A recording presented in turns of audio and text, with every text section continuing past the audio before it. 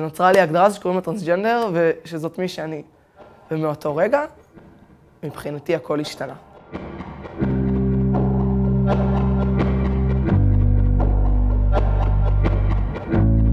קוראים לי אימי אורבך, אני בת 17 וחצי, אני ממודיעין, תלמידה בכיתה י"ב, ואני גם טרנסג'נדרית. נולדתי בגוף של זכר, וכאילו אני אישה בעצם, אז אני פשוט חי את המציאות שלי ואת האמת שלי.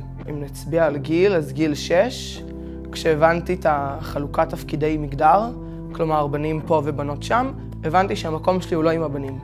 כלומר, אני מבינה שזה הקטע שלי, ואני מבינה שאני אולי גבר נשי, כלומר דברים חלחלו, אבל לא בהכרח ידעתי לשים על זה שם. ואז הגיעה כיתה ז', ופתאום יש מלא קבוצות, אז מצאתי את כמה בנים שנוח לי איתם, והייתי איתם ועברתי איתם, והייתי נורא, לא יודעת אם לקרוא לזה דיכאונית, הייתי בתוך עצמי, בקושי דיברתי, כל הזמן שאלו אותי, כאילו, למה את מדוכאת? בזמנו, למה אתה מדוכא? ואמרתי כזה, לא, אני סתם, אני ברגיל. ידעתי שאני נמשכת לגברים מכיתה ב', זה, פה לא היה ספק. ניסיתי לומר לעצמי, לא, ניסיתי לומר לעצמי, טוב, אז יש לי את הבחירה, ואני אבחר להיות עם נשים, כי זה קל יותר. והבנתי שזה לא עובד ככה, ושבעצם אין לי פה בחירה. ככה יצא שבין ט' לי' יצאתי מהארון. כאילו, ברור ששפטו אותי וצעקו לי הומו ומיליון דברים כאלה, אבל הייתי בשלב שא' פחות היה אכפת לי, ב' היה סיפוק כל כך גדול מלהיות עצמי, שזה לא היה כל כך ממשי. בחוויה שלי ובהרגשה שלי, כשאתה יוצא מהארון, אז אתה לאט לאט נותן לאישיות שלך ולזהות שלך לצאת במלואה. היה לי מעין פוזה של גבר, סטרייט, הטרוסקסואל, וזה מה שהוא צריך להיות, וזה א' וב' ג' שלו, ולאט לאט שיניתי את הא', ולאט לאט שיניתי את הב', את הג' ואת הד' עד ת' ועד מה שהייתי צריכה.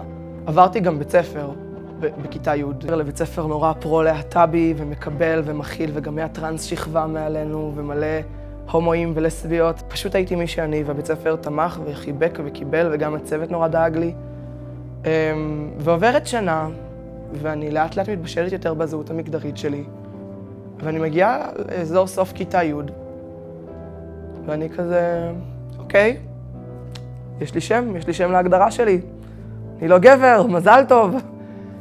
אני אישה, הבנתי את זה. ואז נפל לי האסימון, שכל הילדות שלי, אני הסתכלתי על נשים ועל איך שהן לבושות, ועל מה שהן עושות, ועל כמה אני רוצה להיות שם. פתאום הכל טק טק טק טק טק קופץ ומתחבר, ונוצרה לי הגדרה שקוראים לה טרנסג'נדר, ושזאת מי שאני. ומאותו רגע, מבחינתי הכל השתנה.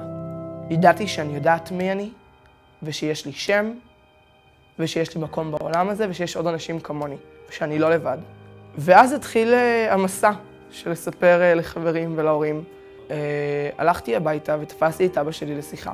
אבא, אני חושב שאני מבולבל מגדרית. אני לא נראה לי שאני גבר. הוא כבר די הבין שהכוונה שלי לא באמצע אלא לאישה. הוא הבין אותי, הבין את הראש שלי. דבר ראשון שאבא שלי אמר לי, זה אני אוהב אותך ואני אוהב אותך.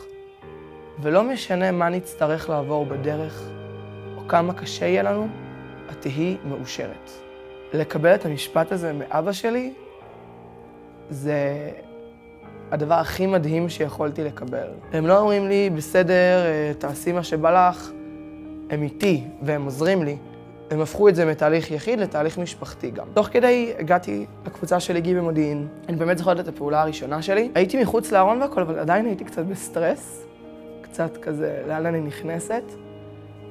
ואני זוכרת שנכנסתי והתיישבתי. והקבוצה הזאת הפכה להיות סוג של בית בשבילי. וזה נורא חיזק אותי ונתן לי מקום להיות מי שאני, להכיר עוד אנשים.